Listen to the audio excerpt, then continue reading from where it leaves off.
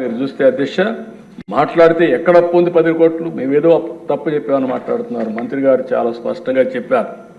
నేను ఇప్పుడే చెప్తున్నా, మీరు చూస్తే అధ్యక్ష గవర్నమెంట్ డెట్ 4,38,728 కోట్లు, పబ్లిక్ అకౌంట్ లయబిలిటీస్ అంటే ఉద్యోగస్తుల డబ్బులు కూడా మొత్తం వీళ్ళు తీసుకొని వాడేసే పరిస్థితికి వచ్చారు.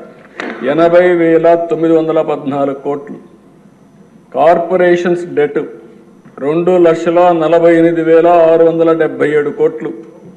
సివిల్ సప్లైస్లో అప్పు 36,000 కోట్లు. డ్యూ టు పవర్ సెక్టర్లో వాళ్ళకి ఇవ్వాల్సింది 34,267 కోట్లు. Outstanding dues to vendor స్కీమ్స్కి ఇప్పుడు బకాయిల దిశ మొత్తం కాంట్రాక్టర్ అందరికీ 1,13,240